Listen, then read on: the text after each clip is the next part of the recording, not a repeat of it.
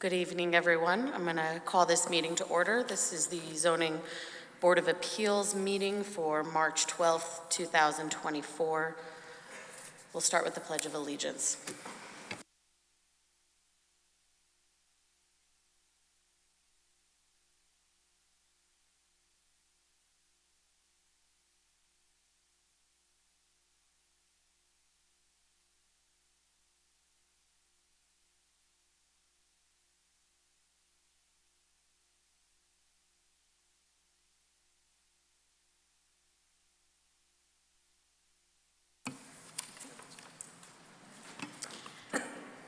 Ms. Green, will you do the roll call, please?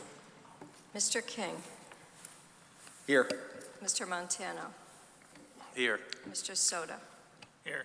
Mr. Wolf. Here. Mr. Dubois. Here. Ms. Hirsch. Here. And Chairman Ferrante. Here. Also present this evening, we have David Sulkus, our city planner, sitting in for Stephen Harris, and Meg Green, our recording secretary. If you feel that there is any commissioner on this board that may be a conflict of interest in your application, please let us know. A couple of notes tonight. Postponed until April will be 59 Hillside Avenue, 33 West Orland Street, and 12 Wayne Road. So if you are here for those items, they've been postponed and we will hear them next month.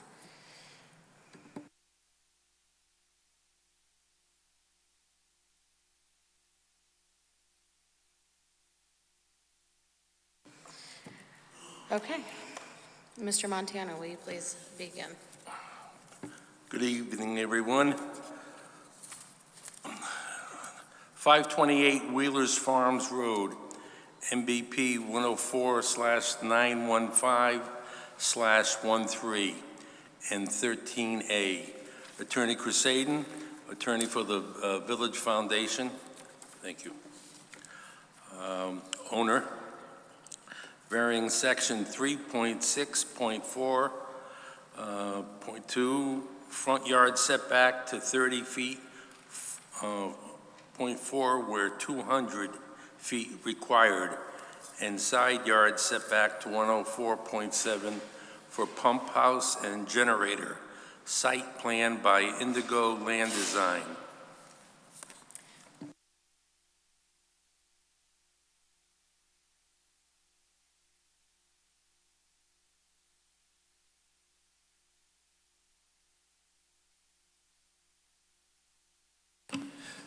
Good evening, Madam Chair, members of the board. Just one note. I'm sorry, I forgot to mention earlier. Thank you, Attorney Crusaden, for taking a seat over there. Anyone who's going to be speaking tonight, presenting or otherwise, please have a seat over there and use the microphone at that table. Thank you. Mr. Crusaden? Thank you. For the record, Kevin Crusaden. My office is Crusaden and Moore here in Milford at 3 Lafayette Street. I had passed out to the board just a simple memorandum explaining hardship and the standards required to grant a hardship, and it gives a little bit of background of this project. With me this evening is architect John Wicko, the architect on the project, who will explain briefly some of the architectural or technical aspects of the application. This is Boys and Girls Village campus. You're probably familiar with it. It's up on Wheelers Farms Road as you're traveling north. It's on the left-hand side before the Merritt Parkway. I gave a little bit of a history here of Boys and Girls Village from their website. Talks about, it was founded in, I think, 1942 originally, and it's been in this same location since 1942. This lot is a legal pre-existing non-conforming lot consisting of 11 plus acres. In this zone, 25 acres are required. It's a DO 25 zone, design office district 25 acre zone. So the property is undersized by more than 50% of what's required for the zone. The proposed pump house is required to provide adequate water pressure for existing and future fire suppression systems from the existing water laterals that come off the water main on Wheelers Farms Road. The variance are requesting our front yard setback and side yard setback. The front yard setback of 30.4 feet where 200 feet required. for the pump house and a generator to support it in case of an emergency power failure. It's in accordance with the site plan that Mr. Sulkus has up on the screen. And then the side yard setback variance we're requesting is 104.7 feet, where I think 200 feet is also required. This lot existed prior to zoning. When zoning was enacted in 1930, the lot was in a Residence A zone, and it remained in that zone until 1972 when it was changed to its current DO 25 zone, at which time this lot became the legal pre-existing non-conforming lot.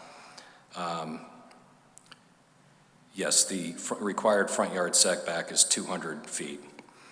The variance requested again is for the location of the fire service pump house and emergency generator within the front yard and side yard setback.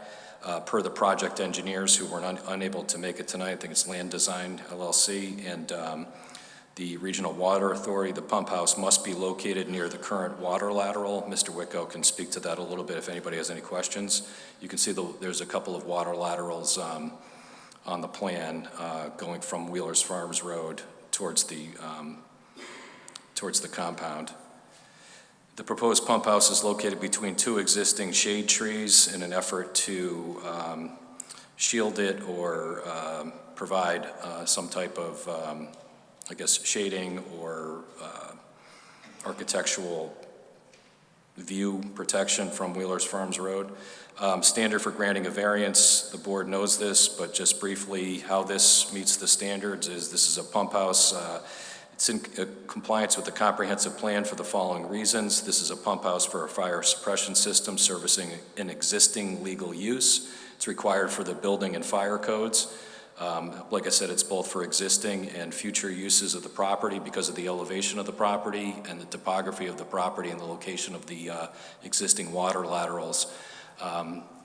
They need a pump house in order to keep the water pressure available for fire suppression.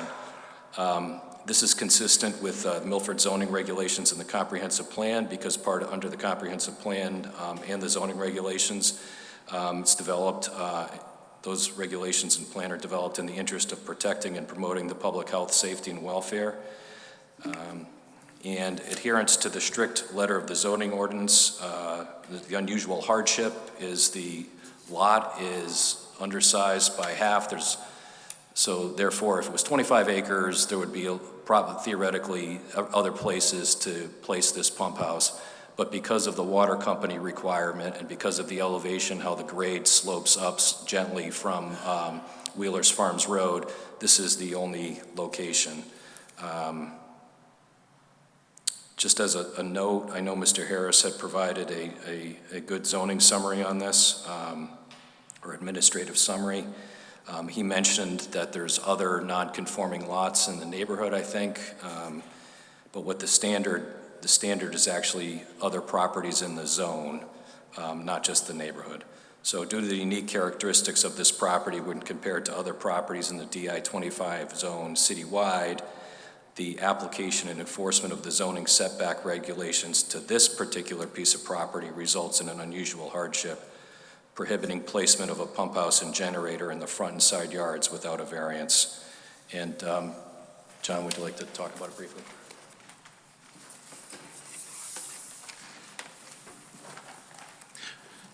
Good evening, John Wicko with office at 58 Prospect Street.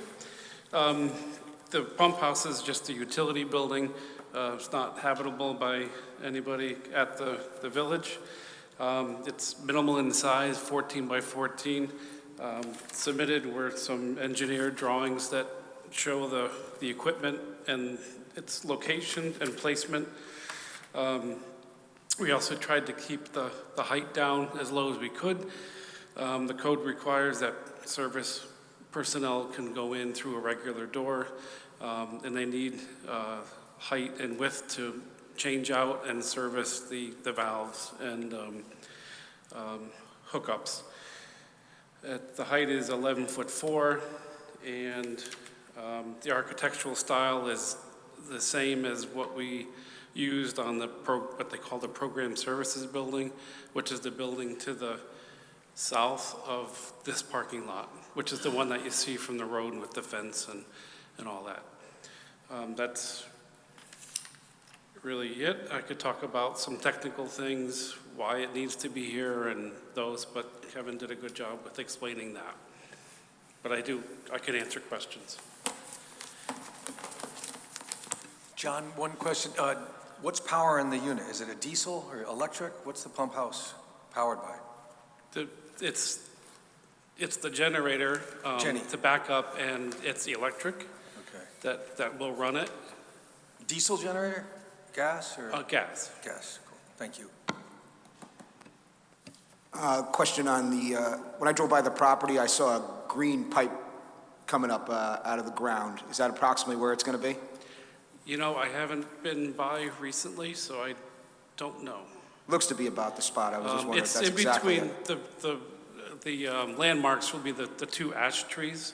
Okay, It's in between those. all right. And So- you said, too, that this building is going to look like all the other buildings that are on there, too, right? Well, not all of them, just the one that it's, In the same style? same style as the program services, which is to the left of the pump house. So it's got shingles and white trim and asphalt roof, Okay. and residential in its character. That's what the other building is designed in. Madam Chair, through you. John mentioned before about the generator. Yep. You said gas, not gasoline, natural gas? Natural, yeah. From the street. Yep, Very good, thank you. you're welcome. Any other questions? Okay. Is there is there anyone else speaking in favor of this application? Is there anyone opposed? All right, seeing no more questions, this hearing is closed.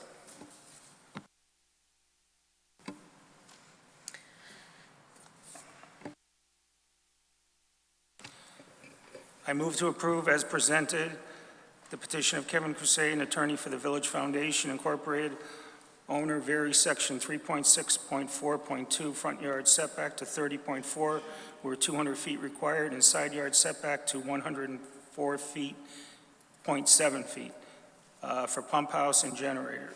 Site plan by Indigo Land Design, LLC, 12/14/23.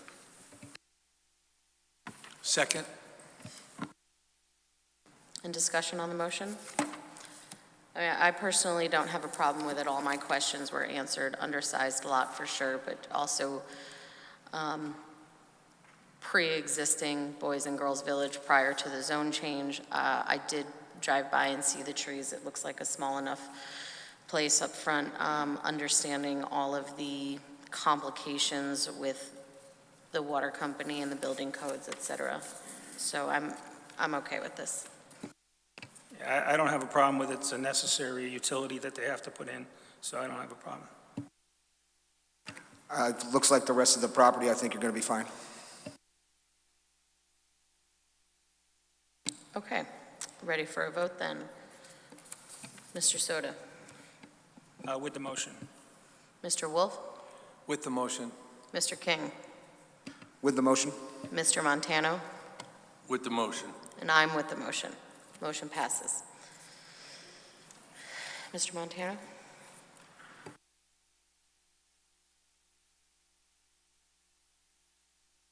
Excuse me.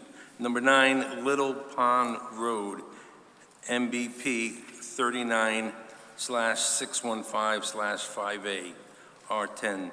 Sachin Anand, owner, bearing section 4.1.4, side yard projection to 5 feet, where 8 feet is permitted, to attach, construct a portico.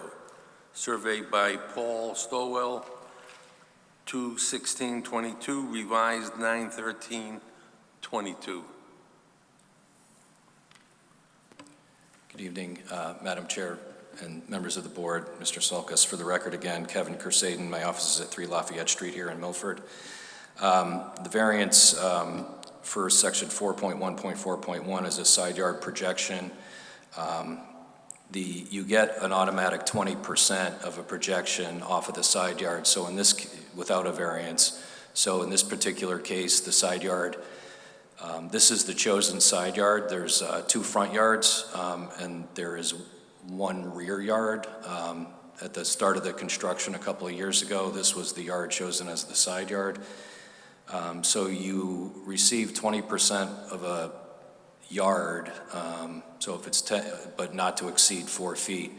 So in this case, it's a 10-foot side yard setback, so you get on automatic 2 feet. Mr. Anand, who's here with me tonight, this is his home. The request is to construct or allow a portico/roof over the exterior walkway above the door at the house. There's a doorway where it says steps there leading into the residence from that side yard. 9 Little Pond is a legal pre-existing non-conforming corner lot consisting of 8,708 plus or minus square feet.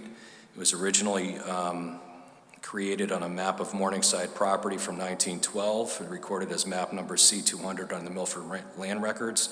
This was 27 years before the Milford zoning and subdivision regulations, 17 years before the Milford zoning and subdivision regulations were enacted.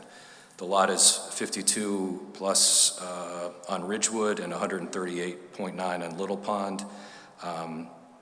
It's currently located in the R10 zone. When the zoning regulations were created, this was in the A residence zone, and it eventually got changed to R10 sometime between 1952 and 1962, at which time this lot became a non-conforming lot.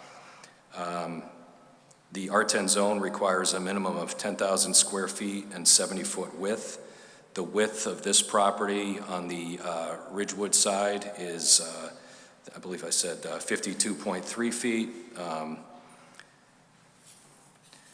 Mr. Anand, after constructing the property, has discovered that rain, snow, ice, and wind kind of have not only entered into the residence from this doorway, but also cause issues for his family walking in and out of the house. So he's put it up there to try to protect the walkway from ice, rain, and snow.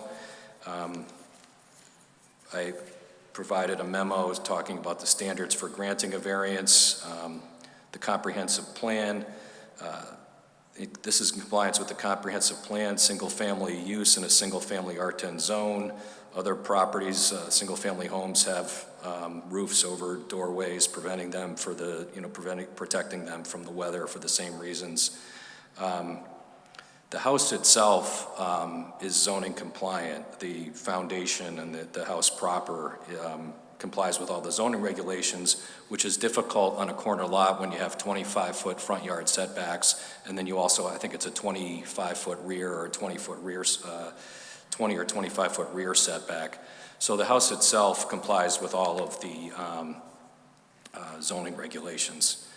The following legal hardships, it's probably pretty clear by now, but it's 2 front yards, each requiring a 25-foot front yard setback, as opposed to a normal property or a usual property in an R10 zone having to comply with 1 front yard setback. The lot is undersized by about almost 1,300 square feet, or almost 13% for the zone. It's too narrow for the zone, which in this particular case directly impacts this property because it's too narrow on the side that was chosen as for the side yard setback. So if the lot had 70 feet instead of the 52 feet, they wouldn't need a variance for this application. And the shape of the lot, I don't know if Mr. Sulkus can pan out a little bit. It's an unusual shape where it's narrower generally in this area where we're asking for the variance, and then it gets larger. So for all of these reasons, I believe there's legal hardships to support the granting of a variance. Size, shape, 2 front yards, and grade of the property results in the location of the house being 10 feet from the northerly yard property line in compliance with the zoning regulations. Lot size, shape, and existence of 2 front yard setback requirements may be the basis for granting a variance, once again, when other properties in the zone do not have the same characteristics. So it's larger than whether there's non-conforming lots in the neighborhood. It's what the zone requires, and in this case, it's 10,000 square feet. So once again, we believe that due to the unique characteristics of this property when compared to other R10 properties citywide, the application and enforcement of the zoning setback regulations to this land results in an unusual hardship prohibiting covering, it should be exterior access stairs, from being built on the property without a variance. And I do have 2 letters from neighbors I can submit to the record. One is from the owner of 7 Little Pond Road, Mr. Mario Pasquini, writing in support of Mr. Anand's plan to construct an attached portico over the side door.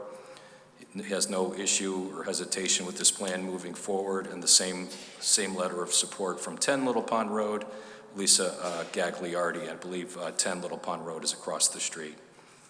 So pending your questions, I don't have anything further. Attorney Crusade, were there Yes. any other variances issued when this house was built? Yet, after the original application zoning permit was approved, there's variances. If you look to what we would call the rear yard, there was a variance to cover the basement I remember that one. stairs with a door for similar reasons, because we needed 25 feet, I think, and we had 21.7 feet. So that was the only other one? Well, there was those patios over there, that patio over there too had a variance for the northerly property line and the easterly property line as far as proximity to the property line.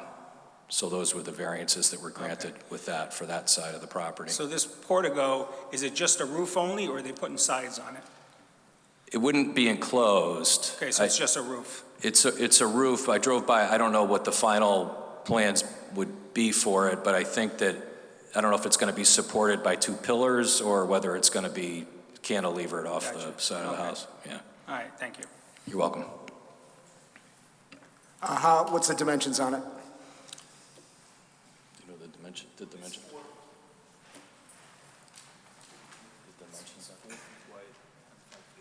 Okay. It's 4 feet along the edge of the house, and it extends 5 feet off the side of the house, so 5 by 4. And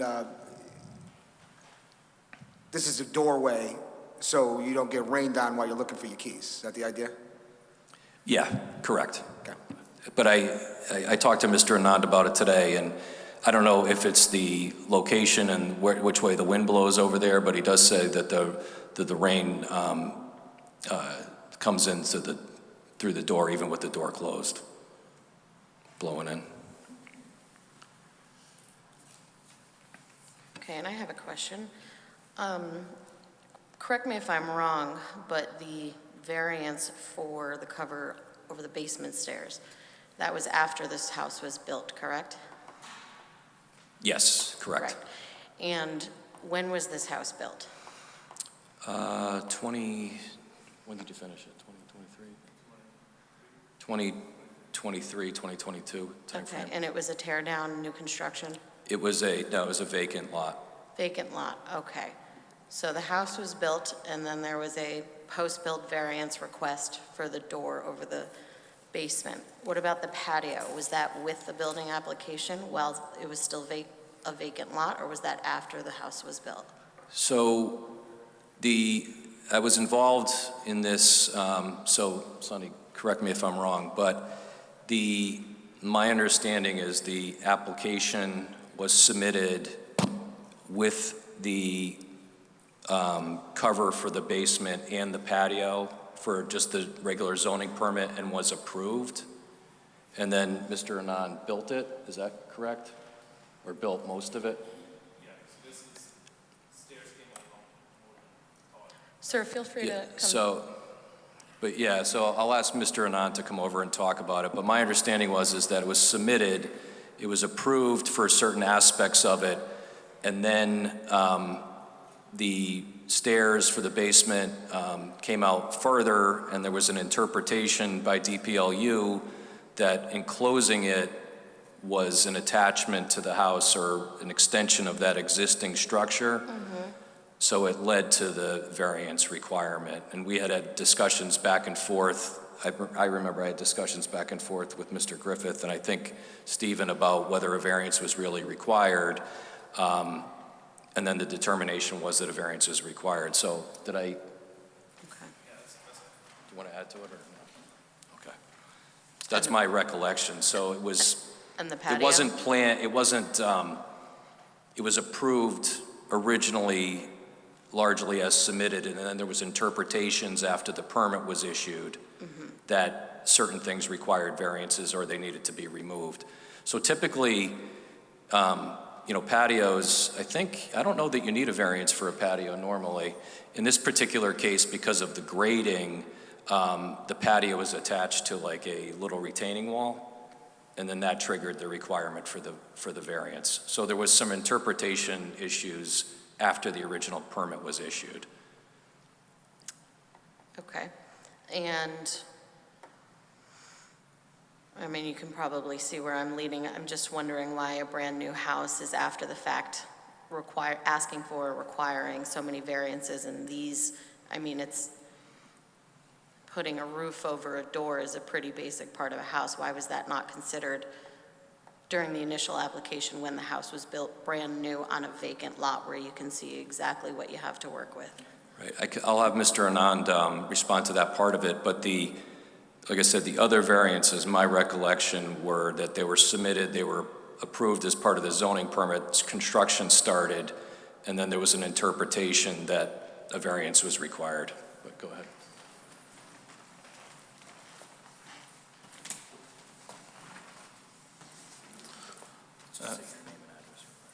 Sachin Anand, 9 Little Pond Road, Milford.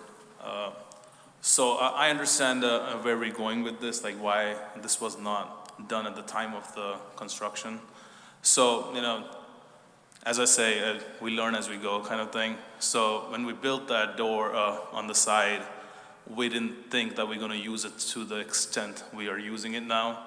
And especially, I have a 3-year-old, and I didn't know that he would be, because the main problem comes with him, because when we under the rain or something, it's just, rather than running inside, if there's a little roof over it, he can just stand and we can open the door nicely. So it's more like to me, it's more like a safety thing. It's like, it doesn't give me any more square footage of the house or something like that. I'm not increasing the use of the house. If I was here for another living square footage, I can understand where you're coming from. But this is simply as a safety wise and stuff like that, and that's what I'm requesting. Like, I can do a 2 feet little shed over it, as Attorney Kusidin said. But if we're doing it with that, it makes a little more sense. Just a little larger one, so it'll be more comfortable for a couple of people rather than just one person. So that's all I'm asking. It doesn't increase the value of the house. It doesn't do anything in that fact. It's just a safety aspect we are looking at, and especially for the kid. That's all. That's my ask here. Like that's the only reason of the ask. And that's it. Okay. If you have any questions, I can Thank answer. you. Thank you. Mr. Soto?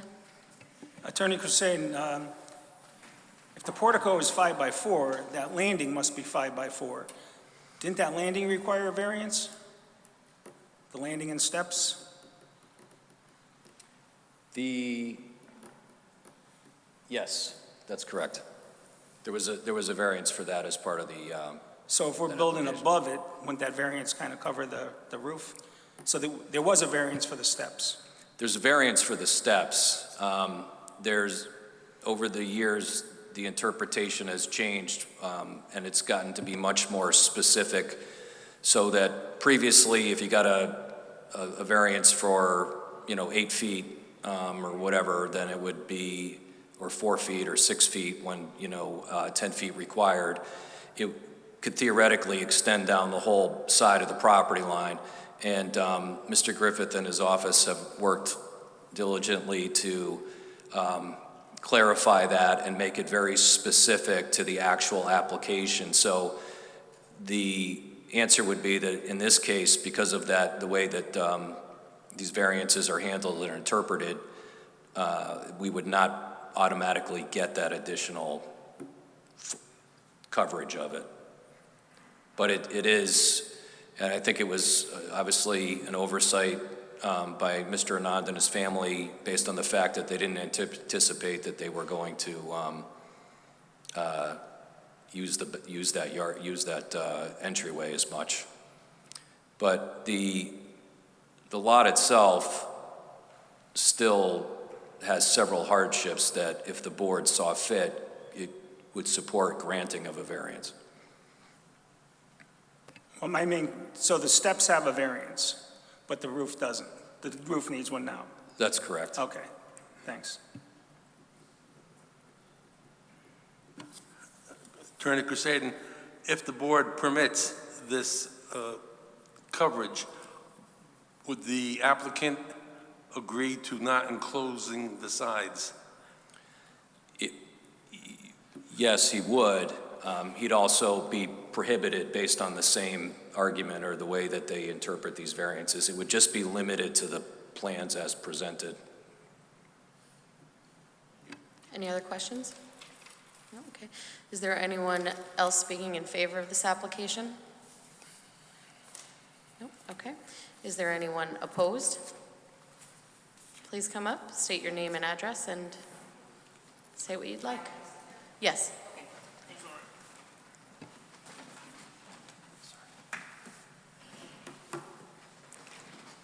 So my name is Kathleen McGuire. I live in Morningside. I am a neighbor.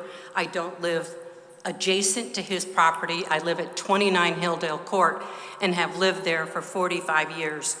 Before I came to this meeting, I actually took the trouble to look up on the city's website, what is the purpose of planning and zoning regulations, and what is the purpose of the organization?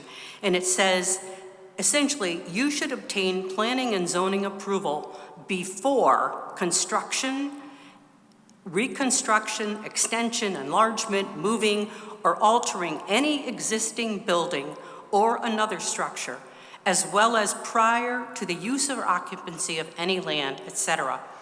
I'm here to say that Mr. Anand has already built this portico, and I have a picture of the portico. It is already constructed from December 9th. His submission for a variance was dated February 13th, I believe. And so I am a neighbor representing opposition to this because he chooses not to follow planning and zoning regulations. So when I saw what he was doing, because he frequently has construction workers at his house doing additional things, I reported this to the city. I said, you know, he's putting something else on his house, and it's already there. So then they went out and they looked at it, and believe it or not, it's there. So it's essentially done. He needs to finish the posts, but he proceeded to do this without any planning and zoning permit or variance to construct this portico. It may make perfect sense to him for his house. And I want to say that I'm also representing his adjacent neighbors who live at who own the property at 14 Crest Place, who also oppose this portico. They own the property immediately next to it. He built that, but he renovated that particular house. He bought the property at 14 Crest Place. He proceeded to renovate that property and then decided to build his house at 9 Little Pond Road. When he was starting to renovate the property at 14 Crest Place, he did not have the proper permit to even do the demolition, which he did. He had a permit for $10,000, and then after the fact, when he was reported, proceeded to get an appropriate permit for the amount of demolition that he was doing to that structure.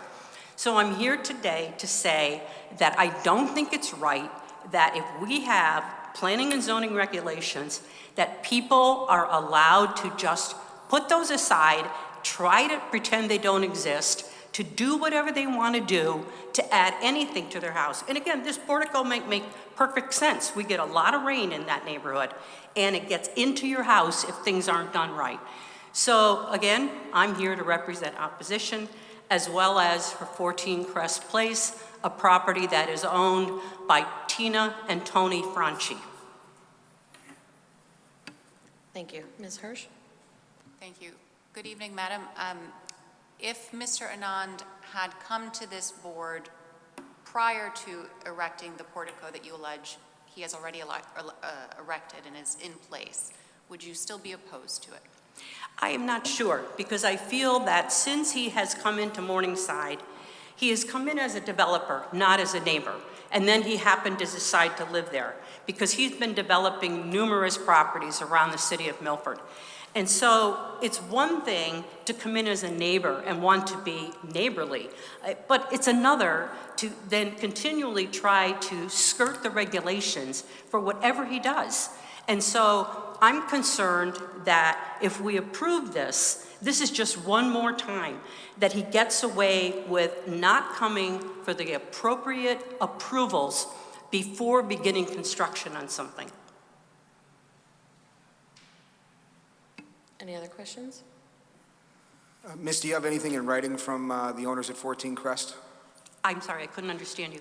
Do you have anything in writing from the... I do not. The owners, the homeowner is actually in Las Vegas on business and was not able to be here. She planned to attend herself when the meeting was scheduled for February 9th. And due to the fact that that meeting was canceled and we put that on the agenda for tonight, she was not able to be here. So again, he went out and got his neighbor across the street next door to say, we have no problem with this. If I had known you would like that in writing, I probably would have asked Tina to do that as well. And I could be here myself, so I wanted to be able to speak to the board about that. And do you have that picture, you say, from December of the portico? I do have that picture, yes. Can we see that? Yep. Thank you.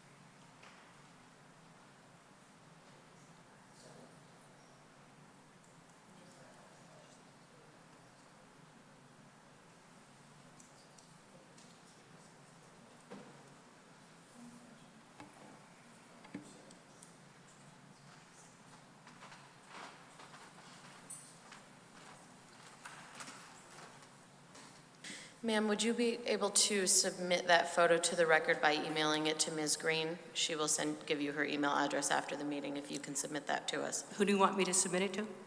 Ms. Green, she'll give you her email address after the meeting and you can email that photo to her for the record. Okay. Do I have to wait for every other topic? We'll take care of that now. Okay. She'll write it down for you now. Okay. Okay, any other questions? Yeah, go ahead. Madam, did you show Mr. Anand the photo that you took? Well, he knows what it looks like. He lives in the house. Would you mind showing him now? I'll show it to him.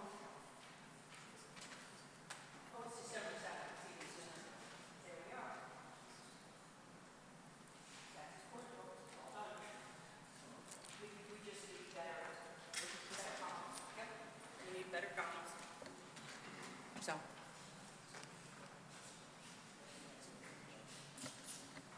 Thank you.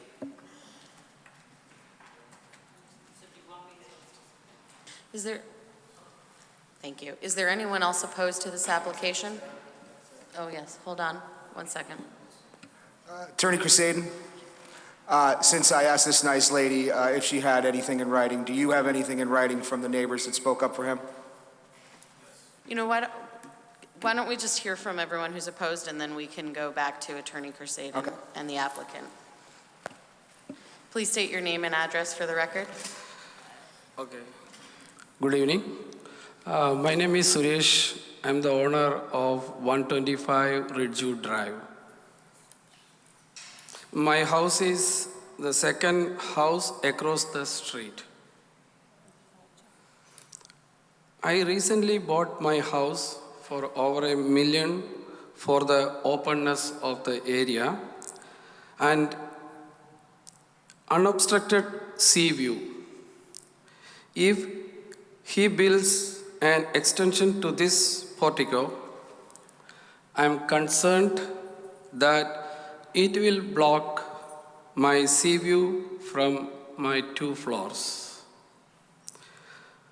The plan is still not made if he plans to build sides to the proposed extension, then it blocks the other streets, makes it a blind corner as this proposed extension is in the corner. So I'm opposing. Okay, great. Thank you so much for your comments. Yeah. Is there anyone else opposed to this application? No?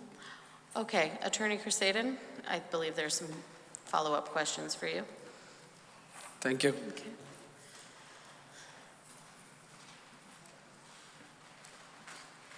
Okay, Ms. Hirsch? Thank you, Madam Chair. Attorney Crusaden, your Yes. client has now viewed at least the photograph presented by one of the neighbors in opposition. Yes. Does your client agree that that portico has been built and is there? Yes. Okay, and why wasn't that part of the presentation that was presented to us at the outset of argument? I mean, because it's not an enforcement action. A lot of times when homeowners build things and either neighbors complain or the zoning officer notices them or they realize after the fact that a variance is required or some other permit's required, the homeowner will then go meet with Stephen Harris, the zoning enforcement officer, and the typical resolution is to say, you have a couple different options. You can apply for a variance, you can reduce the size of it, or you can remove it. So I think what probably happened in this case was that Sonny probably went and spoke with Stephen, or Stephen reached out to Sonny because Sonny does. He's probably in town hall at least once every week or two. And he probably asked him, I'm guessing, probably said, you need to apply for a variance. But if this was a zoning enforcement action, that would have been presented. But the request is for a variance, and if the variance is not approved, then either the structure would have to be reduced or the structure would have to be removed. So it's not for any surreptitious reasons that it wasn't presented. I typically assume that the board drives by the property and sees these, checks out the property and would have seen it, but wasn't intended to be a secret. I don't think it's completed. I think it's there, and I think it's waiting for maybe some final completion. But the intention is not to enclose it, as one of the neighbors across the street had said. And from the photograph that I saw, I don't think that whether this is approved or exists in 2 feet, 4 feet by 5 feet, or is enclosed, I don't think it's blocking any views for the neighborhood. Once again, we weren't hiding the fact that it was constructed. I think it's been stuck, and these things usually take, a few months to get in front of the board. So I don't know, Sonny, do you have anything to add to that? Yes. First, again, I will just extend on what Attorney Crusaden was saying.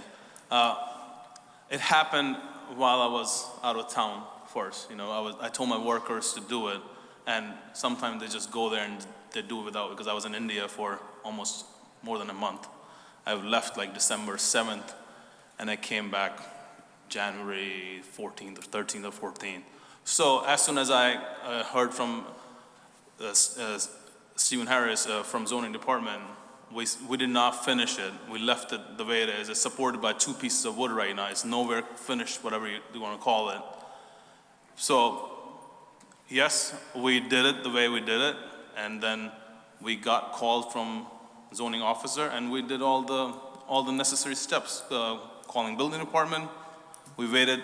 We were supposed to be here last month, but the meeting got canceled. We waited for another month, so it's not like we finished it. and I would not finish it. And we all know mistakes happen, and it happened on my worker side because I run a fairly sized job sites around Milford and other towns, so it was one of a negligence when I was not in town. And So what I'm hearing, I think, is that this was an honest mistake. it was an honest mistake. So it was honest mistake, and it was an honest way of correcting it by applying for all the right variances and the right permits and everything. Building department, Lou came in there and Steve came in there, and they said, Sonny, let's apply for this, and this application is in front of you guys and everyone, and we're doing it, right? And certainly you've been before this board before. Just last year, this board granted several variances according to Mr. Exactly. Harris's summary. So you are aware that there are procedures and rules and regulations in place for a reason. And so is it, you are not intending to violate those rules intentionally? I'm not. I have no intention to do that, and that's the reason I'm here. And I work in town very, very closely, and Attorney Crusaden can vouch on it, and we do every project in this town with all the compliance, and all my projects are compliant because we have COs in all the projects. So we are efficiently working in town in every project we do, and that's the intent of working in Milford. There's no other intention, and I would not do that in my personal house. When, if you don't mind my asking, when did you return from your trip abroad? I came back January 13th. January 13th. So at that point, you knew that there had been a complaint submitted by a neighbor And that Mr. Harris had reached out to you. And I went back literally within a couple of days, and I did the application with Mr. Harrison and Meg at the zoning office, which was filed for February. So it was a month before. So as soon as I came back in January, it was applied. So I had no intention of not doing anything correct. That's my thing. I should have mentioned this. Thank you. One more thing, I think. I did reach out to my neighbor on 14 Crest Place, and I have a written text message from the owner, Tony Frankie, that he supports my letter and on a text message, and I sent it him to sign it over DocuSign, and he says, please send it to me, and I'm in support of it. I can show the text message to you guys, to the board, saying that I did reach out to them, and I reached out to 3 neighbors who are closely to me, 14 Crest, 7 Little Pond, and 10 Little Pond.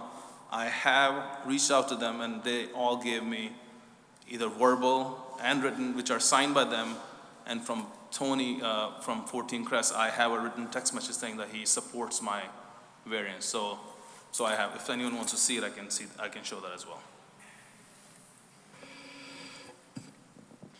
If you do have any letters of support, we would like you to submit them. I don't believe we have anything. Okay. It's a nice, Mr. King? do you mind bringing those up? I just want to point out that 14 Crest is the property that's immediately adjacent and behind this property and is the one most impacted by this variance request as it abuts that side yard. That's what I want to ask you. You mentioned 2 other homeowners but did not mention 14 Crest Place when you first presented. Because I didn't have letters from them. I only had letters from the 2, so I just read the letters that I had.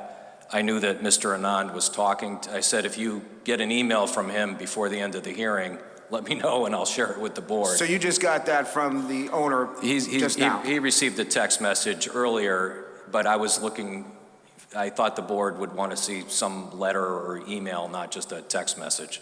So, but I talked to him earlier today, Mr. Anand, and said, if you have neighbors that support it, especially 14 Crest, because that's the neighbor most impacted, please try to get a letter of support. And he said that he was traveling, but that he would try, so.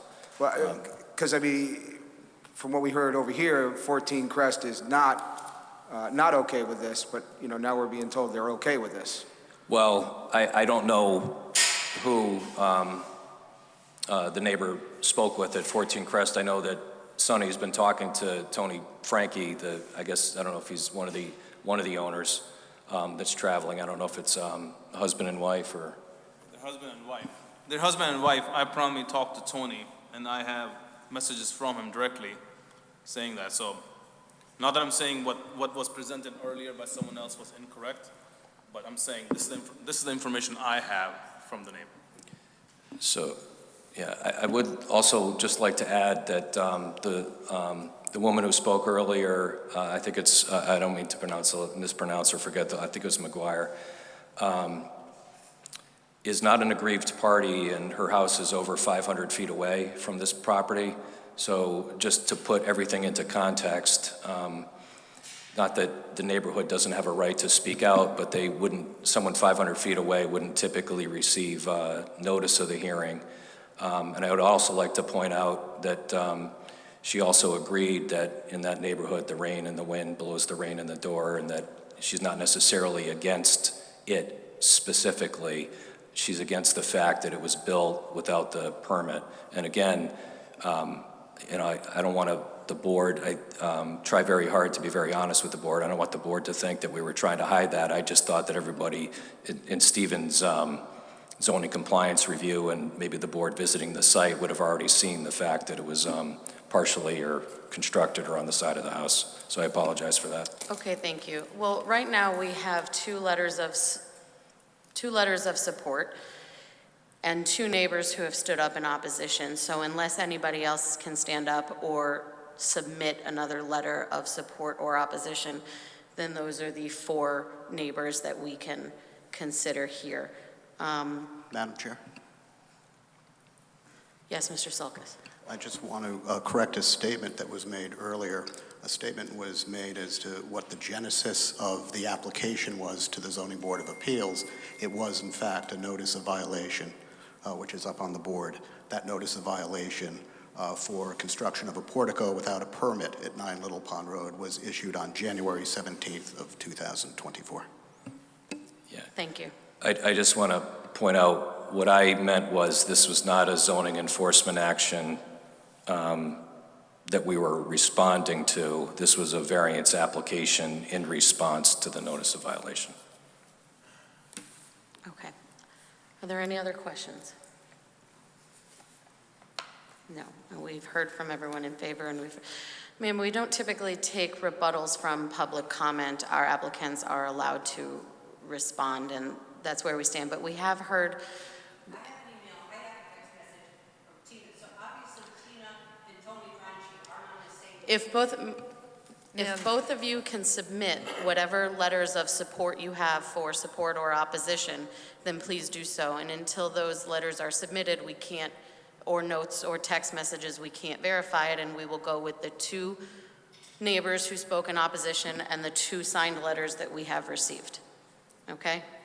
So thank you so much for coming down tonight and for your public comment. Does anybody on the board have any other questions? No? Okay, then this hearing is closed.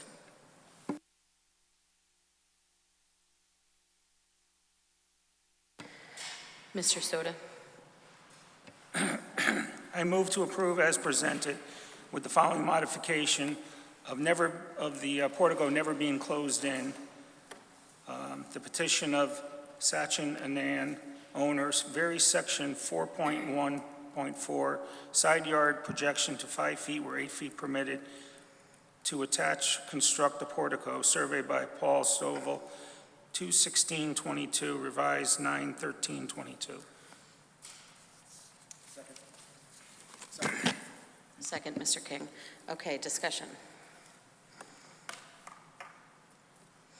We have two neighbors who have come down tonight in opposition. We have two neighbors who have submitted letters of support. We have a notice of violation. What do we think? It's a tough one. I was in favor until I heard that it was built already.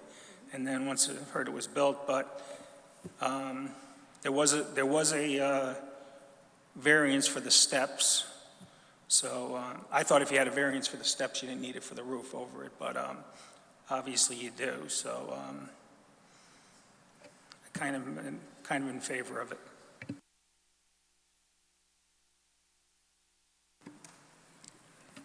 Mr. King? I would really think we'd be better off with clarification on 14 Crest. I wish we had that, but, and obviously there's some opposition about what's been going on at that property and maybe other properties, but as far as, this is a cover over a door. I think it sounds like it's not that much of a stretch to have this.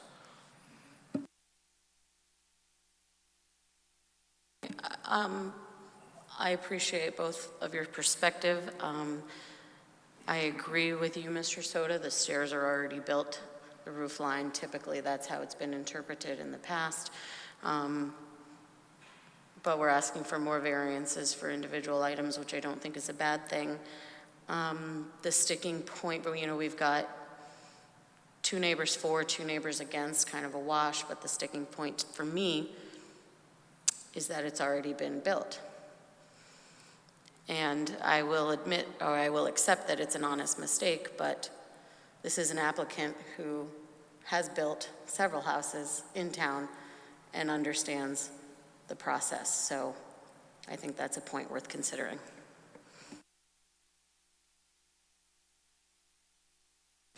And if we have no more discussion, we will move to a vote. Mr. Soto. Jeez, thanks a lot. I move to, I'm to approve. Approve it. With the motion, then. With the motion, that's what I want to say. Mr. Wolf. I'm with the motion. Mr. King. I'm with the motion. Mr. Montano. I'm with the motion. And I'm against the motion. The motion passes. Mr. Montano, next item. 238 Grinnell Street.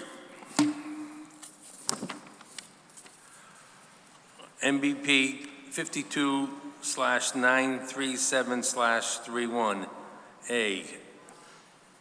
R10 William Doyle, agent for Brian and Lauren Bogert, owners, varying section 3.1.41, side yard setback to 6.06, where 10 feet required to attach a garage to primary dwelling. Survey by Paul Stowell, January 25th, 24. Sir, excuse me, you'll need to turn the microphone on and please state There your we name go. and address. Thank you. Good evening, Board. My name is William Doyle. I'm acting as agent, and I'm also the contractor for Brian and Lauren Bogert. Property at 238 Grinnell Street is an R10 lot where I was contracted to build a garage, which in Milford is considered an accessory building. And in an R10, an accessory building requires 5 feet off the property line. I had submitted an original application with the garage and a mudroom attaching it to the main dwelling. I was not obviously aware of the fact that once you attach an accessory building, you're required to have 10 feet off the property line.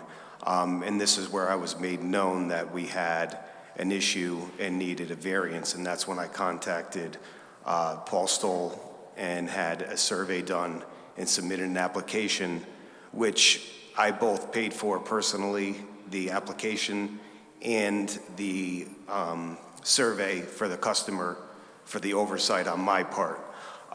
So I submitted all the paperwork and had all the proper things done, and building had already approved the drawing, and we built the garage. We had all our paperwork in on time, and we had built the garage, which is 6 feet off the property line, or 606, which by itself is within legal standards for the R10 lot. And we're seeking a variance to attach it with a mudroom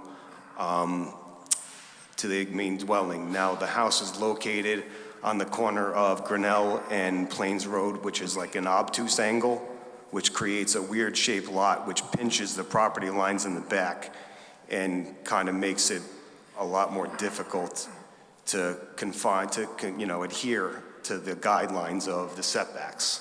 So we did what we thought we needed to do and then submitted everything, and we're here tonight.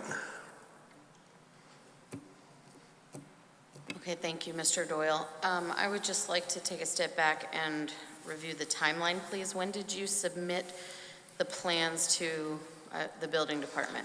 I submitted the plans, I want to say, January 2nd online. Of this year? Yes. Okay. And I had followed up in the Planning and Zoning Office with Meg to find out the status of the zoning permit, which was then when I was informed that I would need a variance to attach the garage. At that time, we had already dug the footing because I knew I was within the 5-foot setback, like outside the constraints.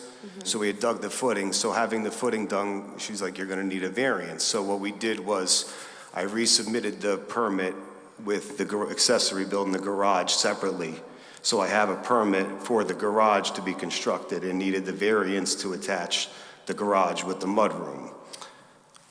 So you knew then pretty early on that there was an error here. You needed a variance to attach it. Yes. You say you had dug the footings, but that was it at the time that you became Yes. aware.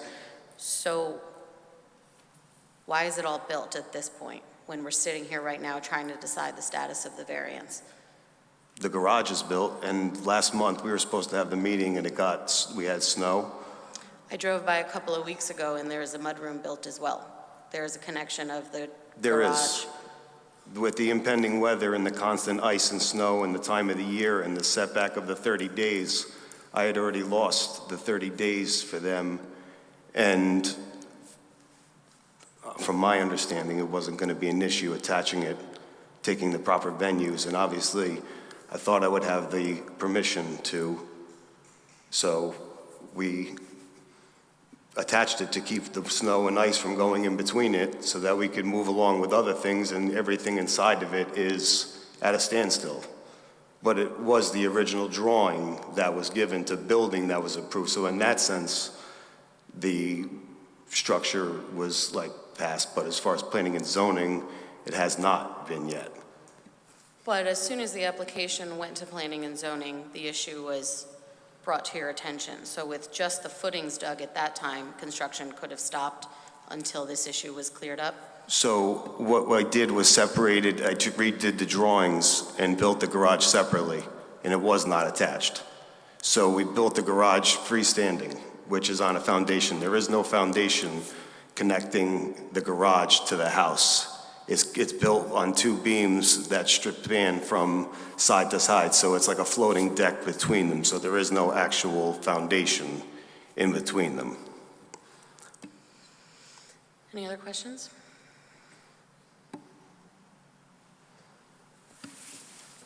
The porch is attached to the garage, though, right now. It is. When was the porch attached to the garage? After the last meeting was canceled, because we had already lost like 30 days when I found out I couldn't do that. All right, but when you knew that this was going to be an issue, you went and attached it anyway?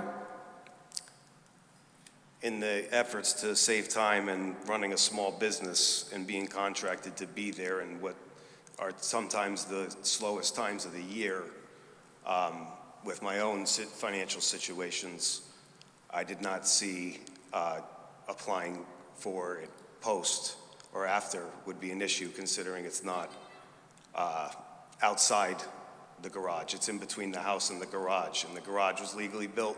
The dwelling was legally built, and I connected it. I didn't see where the impact would be. Could you have built that porch without attaching it to the garage? Even though, remember, knowing that this was going to be an issue? Could not, no. So your answer is absolutely not. It couldn't be done. What happened, what it did was set off a lot of stuff on the other job where I tried to do things not so much in order and tried to do other portions of the project in the meantime. And I chose to do it on my own accord. And, that's kind of what happened. Any other questions? All right, is there anyone else speaking in favor of this application? Is there anyone opposed to this application? Any other questions from the board? Okay. This hearing is closed.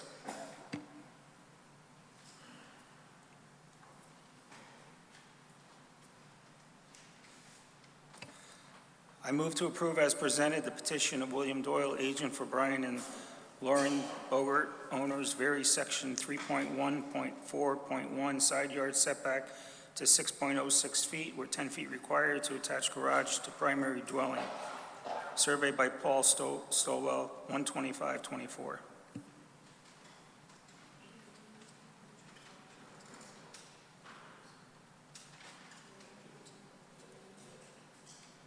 I'm sorry, we're going to take a 2-minute break for Gary to go get a sip of water.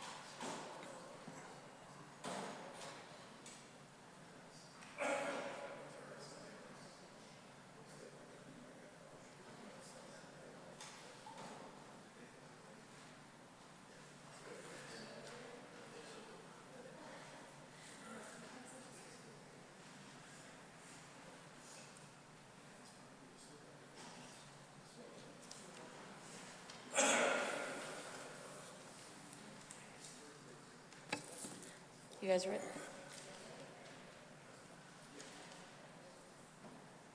Okay, thank you, everyone, for your patience. We will resume the meeting.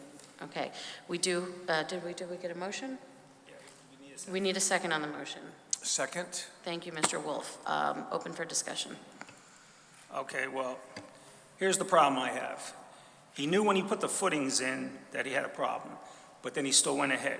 Now, he could have taken at that point, poured another footing 3.4 feet closer there, brought the corner of the garage right to the corner of the house, and he would have had his 10-foot setback. So this could have been solved very quickly. All you would have had to do is get another truck out there with the minimum load on and pour one more footing wall, and you would have solved the problem. You wouldn't even needed a variance. I agree. Sir, the hearing's closed, actually, so this is just discussion amongst the board. Thank you. You can turn that microphone off. So, I mean, it was a quick solve on his part if he had fixed it then, and now we got this problem on our hands. We had footings already poured for a 2-car garage, so that 3.6 would have been an additional pour. Yeah, he would have had to pour one more. And one then more wall. nip that? He would have buried the footing, just buried it. Okay, well, that is an option, but as it stands, we have a built garage. It's built now. We have a built garage and a built attachment, and I absolutely, certainly appreciate the struggles of a slow period of the year and a small business, but this is not the way we do things. It was made clear before the building that this needed a variance, we need to wait for the variance. We need to wait for the discussion. You can't just forge ahead with building without a variance. I've got 6.7 feet where 10 foot's required, and then a 6.06 where 10 foot's required. So he's looking for 4. You had a 3.9, I see your point, absolutely, if that, And you had a If- 3.4. but then nipping that and then possibly keeping a 2-car garage. Right, exactly. Possible. The numbers are there, he could have worked it out. I appreciate the project, it looks good. Put himself in a tough situation, but at this point, I'm okay with it. I don't think he'll make that mistake again. That's a significant error. If it was a separate 2-car that was a standalone, I like this architecturally attached in. Tough situation, but Very tough. I'm okay with it. Okay, are we ready for a vote? Well, and, I mean, I think he learned his lesson, then there was no neighbors here opposing it, so that's a plus on Okay. on his part. Okay then, for a vote, Mr. Soto, I'm with the motion. Mr. Wolf, With the motion. Mr. King, With the motion. Mr. Montano, Against the motion.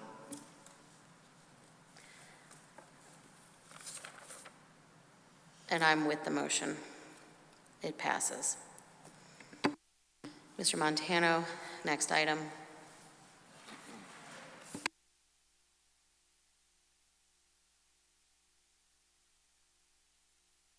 Excuse me, 188 Point Beach Drive.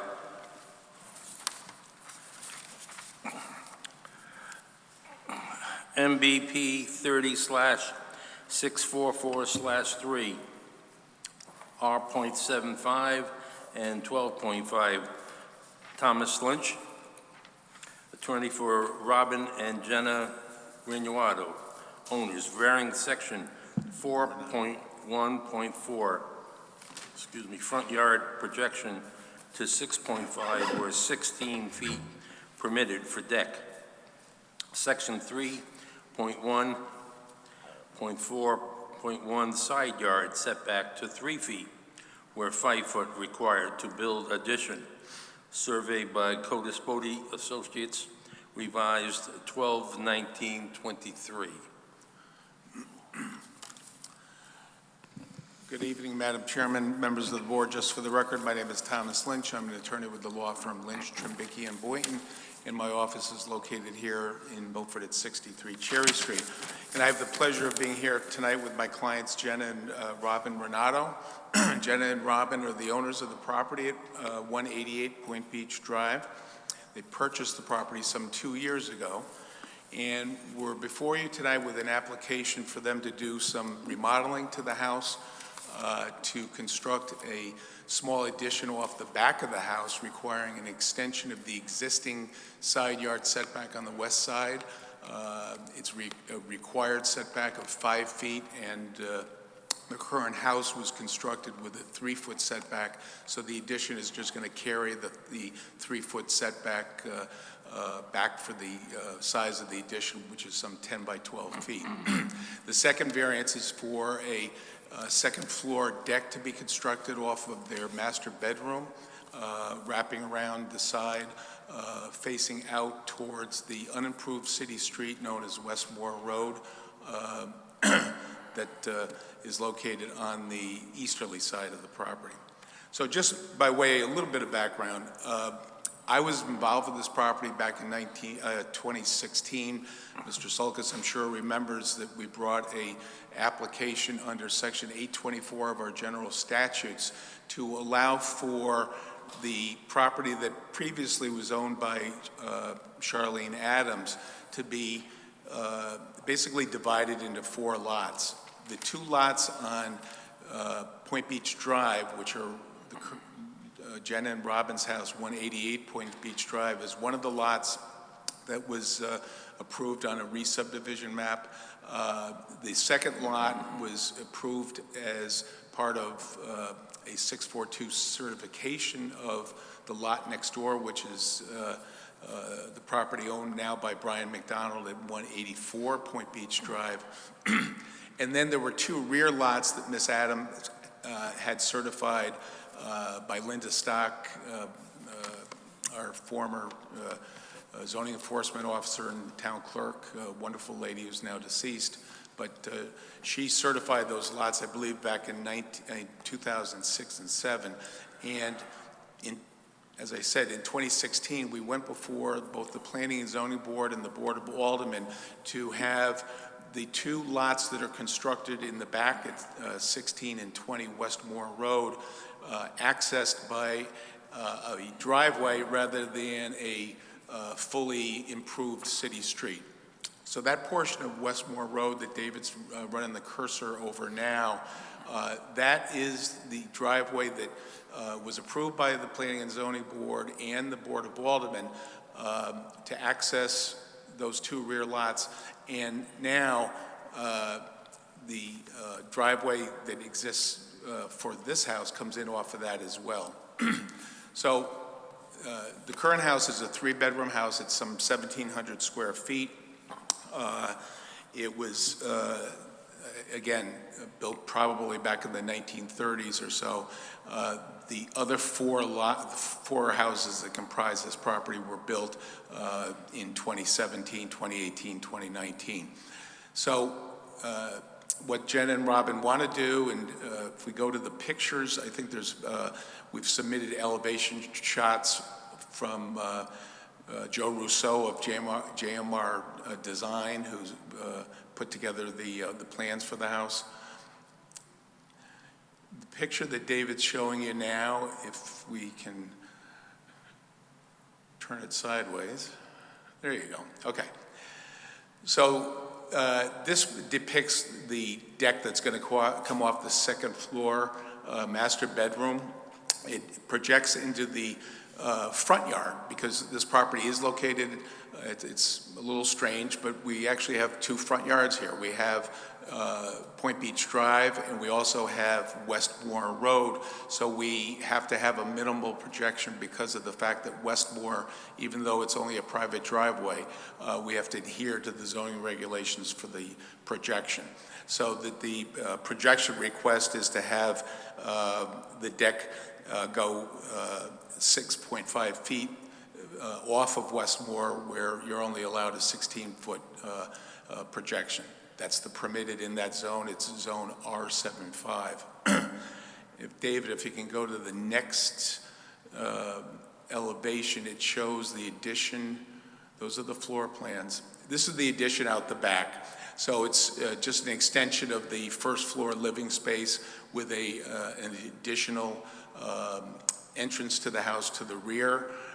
It's going to increase the living area that's currently on the first floor. And the last redesign of the house, there's a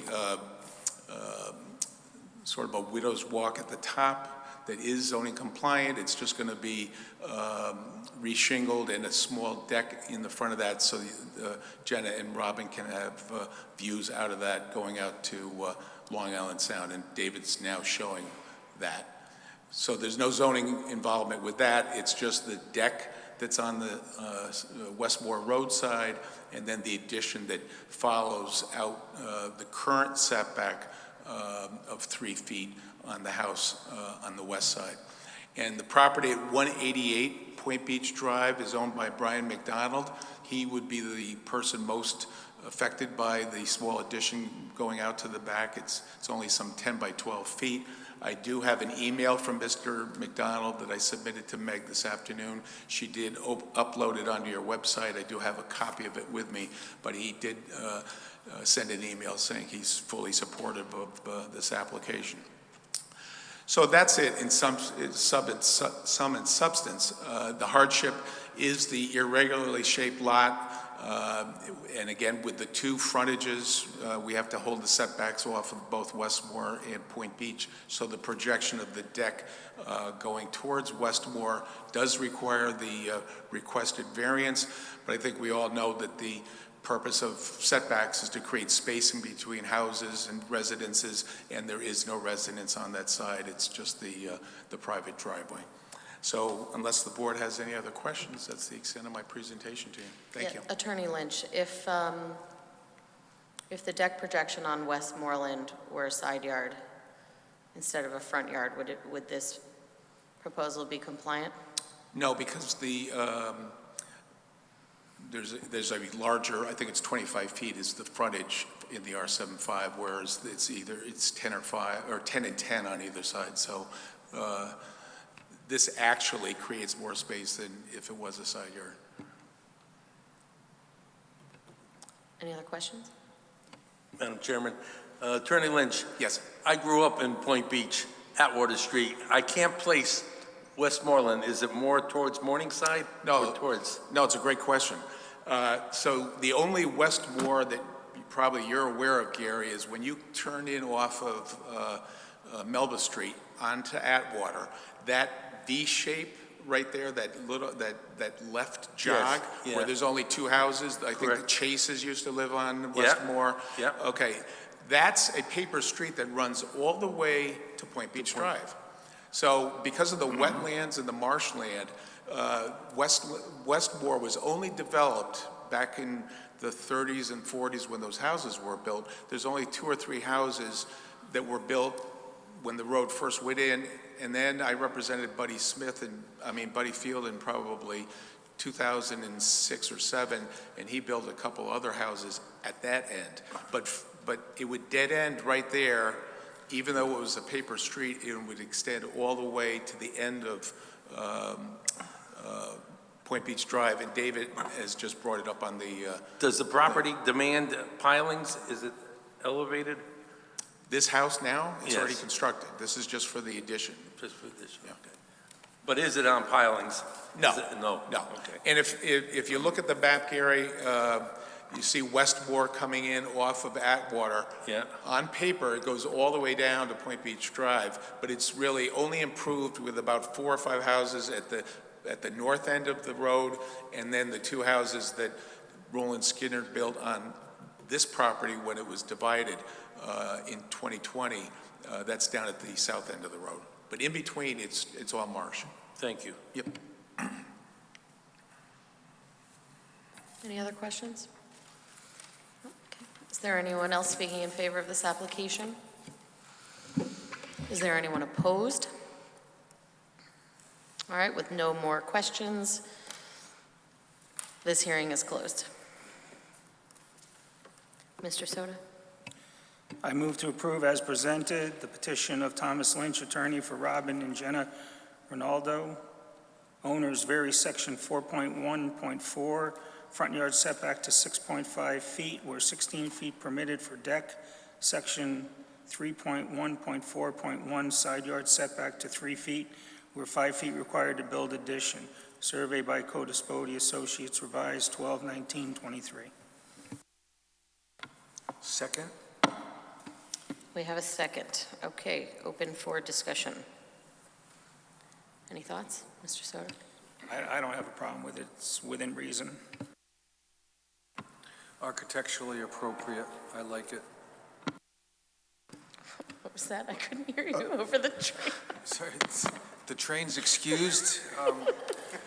The fencing with the front portico and that widow's walk is architecturally appropriate in this area. I think the deck looks great, looking good. I like the look of the house. Drove by it the other day. It's a nice looking thing. I think what you're doing is looks nice. Well, Meg, we do have a letter of support. That was the email that Tom referred to. Yes, and we do have that. It's all right, thank you. All right, so we do have a neighbor in favor. We have nobody opposed. They're pretty small requests, and it's a pretty, it's not a terribly impactful lot. There are, extra space, no neighbors, or few neighbors, so I don't see much of a problem here. With no other comments, we'll move to a vote. Mr. Soto? With the motion. Mr. Wolf? With the motion? Mr. King? With the motion? Mr. Montano? With the motion. I'm with the motion. Motion passes. Thanks so Thank you. much. Okay. Mr. Montano? With the error, so we'll have to make note Yep. that the public, that this that went out to the public says attached, but it should be. We have a typo on this 74 Hawley Avenue. The typo has printed attached where the breezeway is detached, for record. And now you can read the whole thing into the record with detached. Okay. 74 Hawley Avenue, MBP 71/764/2, R5, Andrew Yenis, agent for John Borer, owner, varying section 3.1.4, building area coverage to 47.3%, where 45% permitted, to construct a garage with detached, underlined detached, enclosed breezeway, surveyed by Codis Bodie, February 1st, 24. Mr. Yanis, you're up. How you doing? My name is Andrew Yanis. I'm the acting agent for John Borer, who is the homeowner. Mr. Borer previously obtained variance back in 2018 for approval for 45% building coverage, which would cover the garage. We're asking for a 2.5% additional coverage for the enclosed breezeway. The enclosed breezeway is about 12.5 by 7'8", which is roughly about 94 square feet, which would be your 2.5% building coverage. Just note that it is not going to be structurally attached to the garage nor to the house.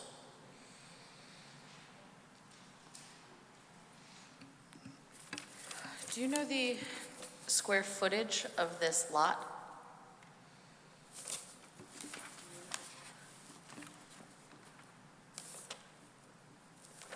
I have. Thank you, Mr. Sulkus.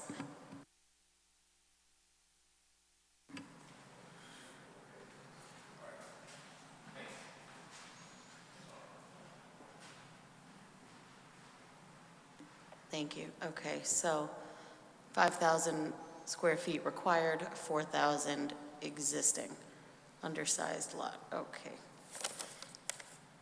Thank you. Any questions for the applicant? No? What was the garage has already been approved?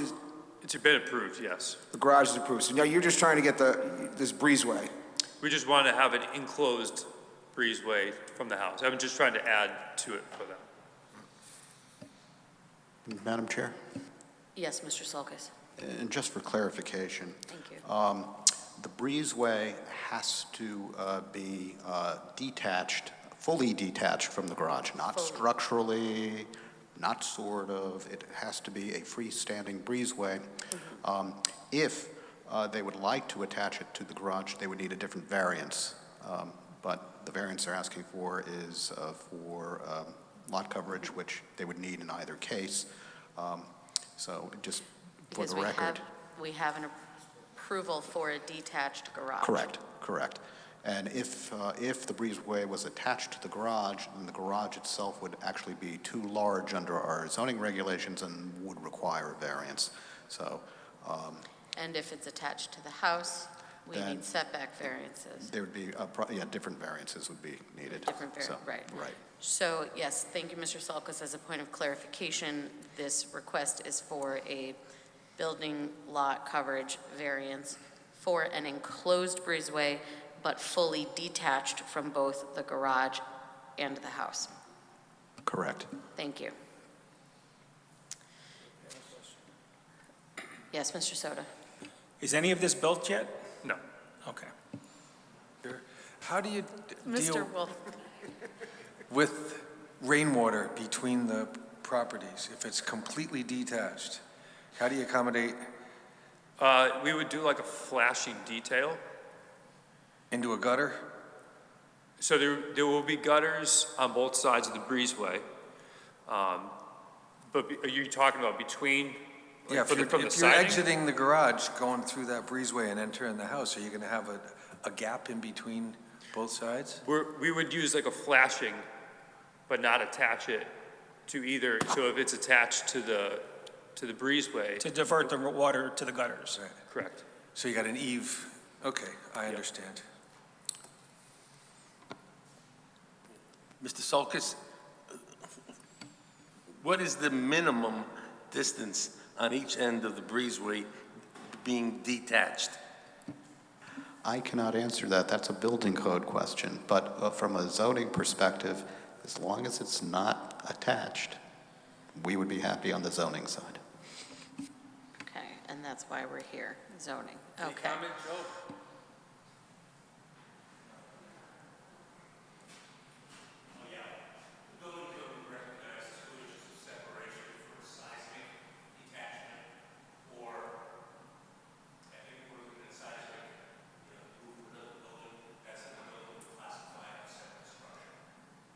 So with a 2-inch detachment, it would classify as a separate structure, is that correct? Under the building code, okay. Great, thank you, appreciate that. Okay, any other questions? Mr. King? 2 inches okay? That gonna happen? Yeah, as close as I can, yes. All right, but we're all clear, it's gotta be detached. Yep. All right. Fully detached, yes. Anyone speaking in favor of this application? Anyone opposed? Any other questions from the board? Okay, this hearing is closed. Mr. Soto. I move to approve with the following modification, that the breezeway is fully detached with a minimum of 2 inches. The petition of Andrew Yanes, agent for John Borer, owner, vary section 3.1.4.1, building area coverage to 47.3%, where 45% permitted to construct a garage with a fully detached enclosed breezeway. Survey by Codispoti and Associates, revised 2/1/24. Second. Thank you, Mr. King. Okay, discussion on the motion. I certainly appreciate the fact that nothing has yet been built while we decide the state of this variance request. And I appreciate the applicant's creativity in foregoing attachment to minimize variance requests. I don't have a problem with this at all. I mean, if we gave the last guy the okay on his breezeway. Okay, well, no other comments. We'll move to a vote. Mr. Soto. With the motion. Mr. Wolf. With the motion? Mr. King. With the motion. Mr. Montano. With the motion. I'm with the motion. The motion passes. Thank Thank you. you. And on to our last item, Mr. Montano.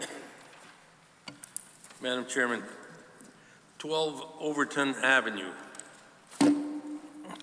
35/440/17, R15, Sandra Cohen, owner, variance sections 4.1.4 to 4'3", where 8 foot permitted to build a second floor deck. Surveyed by Paul Stowell, February 15th, 2024. Ms. Cohen? Oh boy, this is going to be a joker. Please state your name and address for the record before you present. Please press the button to turn the mic. Thank you. Testing. Okay. So I'm not sure what you want me to do. Well, let's start with your name and address for the record. I'm sorry, I'm really deaf, so. Oh, no you might problem. have to- Please state your name and address for our record. Sandra Cohen, Okay. And your address? 12 Overton Avenue. Thank you. So Sandra, you're here requesting a zoning variance to build a second floor deck. Uh-huh. So when you request a zoning variance, you need to demonstrate hardship. Why is your property particular, and why do you need a variance in order to build what you want to build, and why can you not build it within zoning regulations? Because the sidewalk on the side of the house would be in the way of the posts. I only really want to go 4 feet, but the builder guy felt that the posts would be more sufficient with the deck if it wasn't in the sidewalk, if it was just past it.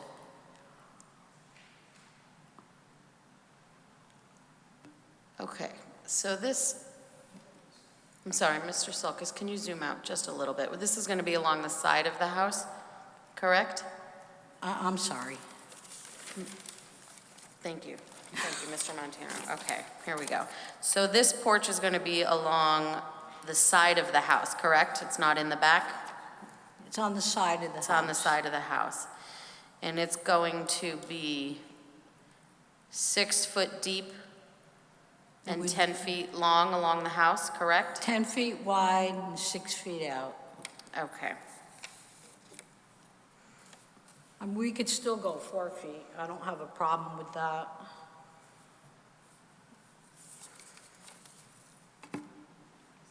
It just means that we have to get rid of the part of the sidewalk.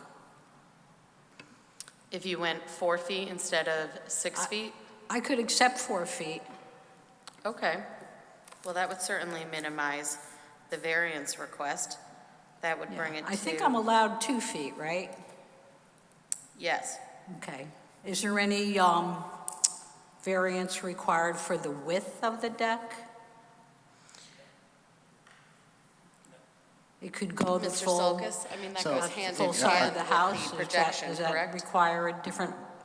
So a couple of things going on here. I think that the request for the variance is reasonable, and I think that very graciously, the applicant is saying she wants to make her sidewalk less wide, but in terms of having access to her front door, I mean, I would be worried that a narrow sidewalk would be creating another issue. I agree. I agree. Just trying to get to the details of the request. Yep. Yeah, and I think part of the confusion is what we're calling width and length might be a little different than what the applicant is calling width and length. Yes. Okay. All right. So does anyone have any questions for the applicant? Well, my only comment is 4 foot is pretty narrow. And if you put a chair on it, you can't even, somebody sitting there, you can't even get around somebody. So I think 6 foot is your minimum that you could go. You know, and that way you'll have access to the I wish I could hear what side. you're saying. 6 feet is what? The minimum that I think you could go. I don't think I would do a 4 foot deck. Because like Mr. Sulkus says, it's gonna block the sidewalk underneath.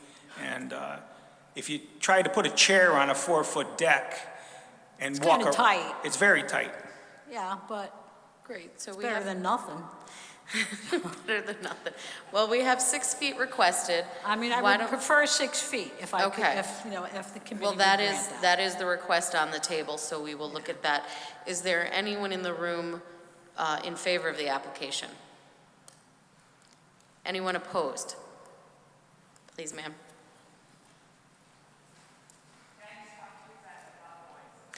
No, we need the mic for recording, if you guys can. Want me to get up? No, that, wow, I can just sit next to you. I just can't hear them. I know, Sorry, I know. passed. Okay. Hi, I'm Kathleen Burton.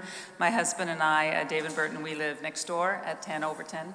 So we got the letter from Sandy wanting to have the deck, and so then we just called Sandy and we said, oh, you want to put on the deck? That's great. Why don't we meet outside and you explain to us what you want to do? And so then she texts us back, Because we said 6 feet, we're not really comfortable with 6 feet, but let's talk about it. And she texted us back, and just what she just said to you, she said to us in the text, well, I don't mind just 4 feet, she said, but the builder said I needed to have room to put the pylons or the poles or whatever holds up the deck. So then my husband said, well, what about 4.5 feet? Would be fine with 4.5 feet. And so then she showed us where she was going to put it, and we were fine. And but the letter says 6 feet, So that's why I'm here, because we just talked it over and we said we're fine with 4.5 feet, but the area is not that great between our two houses, and so my husband said 6 feet was too much, and she said she was happy with 4.5. So I said, well, I've never been to a hearing like this, so I'll just go and see what it's like. Well, thank you so much for coming out. We love to see interested community members. It says 6 feet because that was the original application, but if you've both agreed privately and now here tonight to 4.5, that certainly helps matters, and we will take that into consideration when rendering a vote. So thank you. So opposed to 6 feet, but okay at 4.5. Okay, wonderful. Thank you so much. Yes. Ma'am, how close is your house? You're on lot 36 there? We're at 10 Overton. Okay, so you're directly to the right of it. That's right. How close is your house to your property line? How close is it to our property? At 6 feet, it's very close to our property. No. How far is the property line to your house? The property line between the two properties to your 10 house? feet? She would probably know better, because our house has been there longer than her house has been there. So when she was, I'm not exactly sure I know that the 4 foot, she has the 4 foot Which one's the deck sidewalk. going on? And so when we went outside, deck going on she there? said, the builder said that he needs to have the extra half foot. I'm sorry, that he said that it would look better if the posts went, just next to the 4 foot walkway. So my husband and I said 4.5 feet No, thank you. Yeah, is fine. we understand that part. We're just wondering, Ms. Cohen's property is 10.3 feet off the property line. With this proposal of 6 feet as written, it would be 4.3. On the other side of the property line, how far is your house? That's the question. She said, how much further is it from the 6 foot? From the property line. From our property line. And our houses are 10 feet apart? No. David is bringing it up. Okay. All right, Mr. Sulkus, are you bringing up the map here so we can take a look? That would be great. Sorry, I didn't realize. Not a you were on problem. that. Thank you. How about if I put the post just past the walkway? Well, we're just going to take a look at this issue first, and then we'll.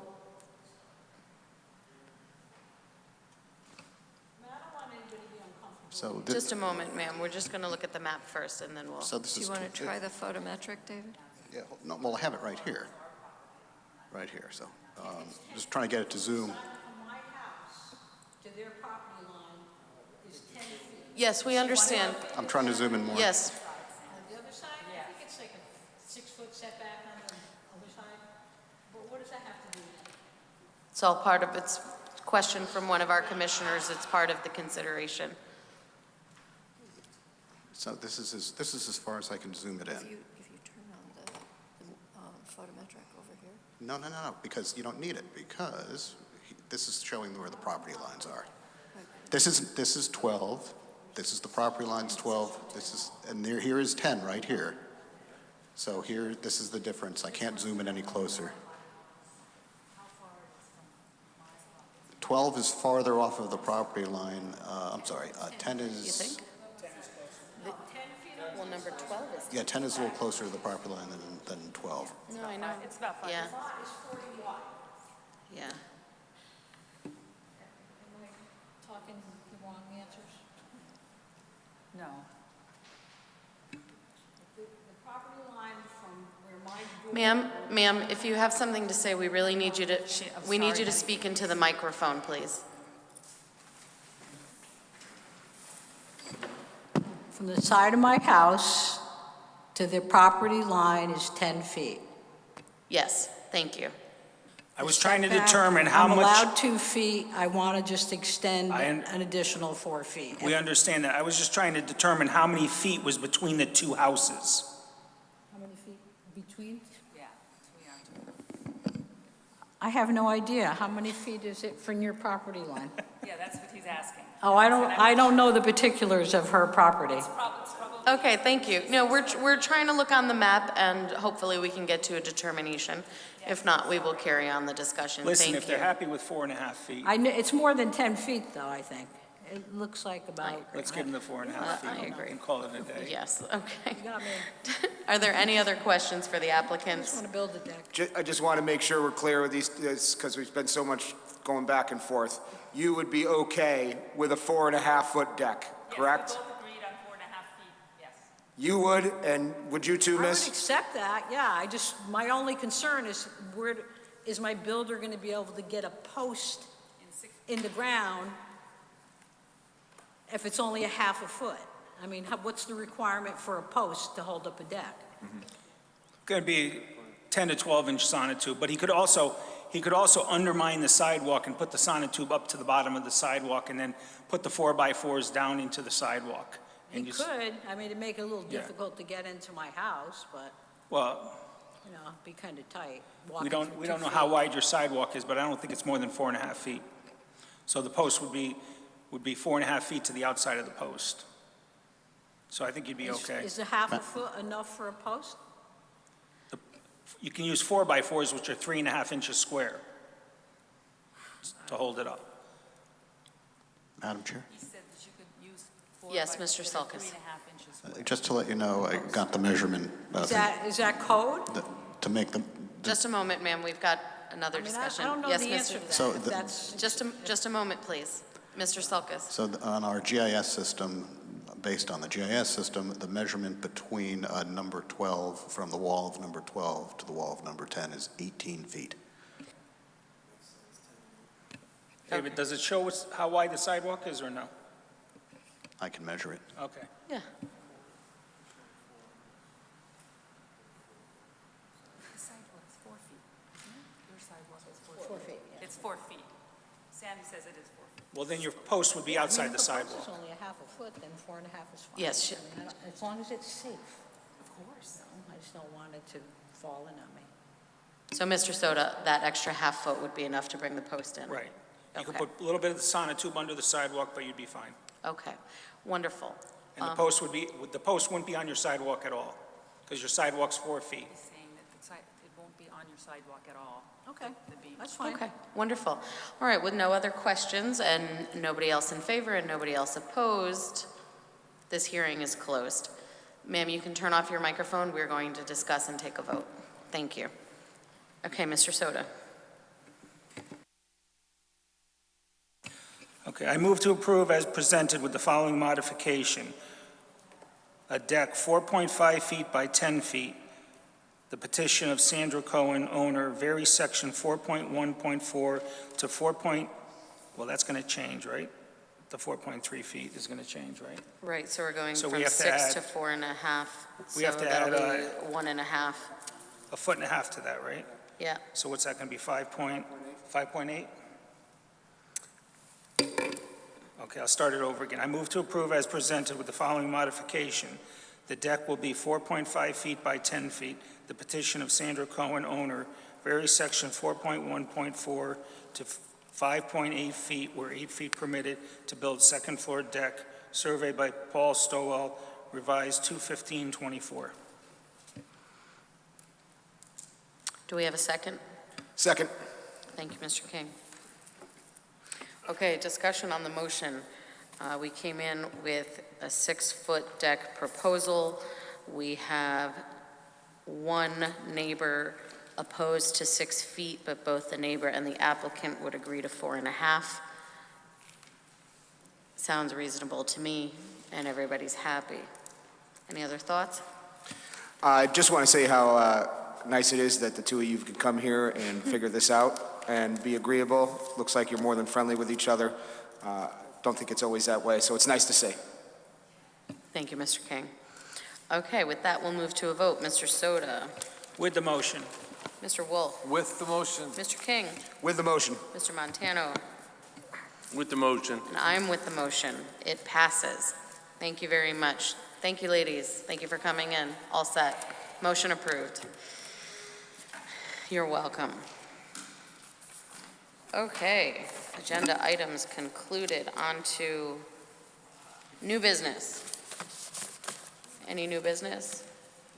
All right, I don't know if this is the opportunity to say so, but I do want to thank all of you for your nominations and your vote for me as your chairperson this year. I am very excited and very honored and very sorry I couldn't be here last month, but thank you anyway in my absence, and I'm looking forward to a great year.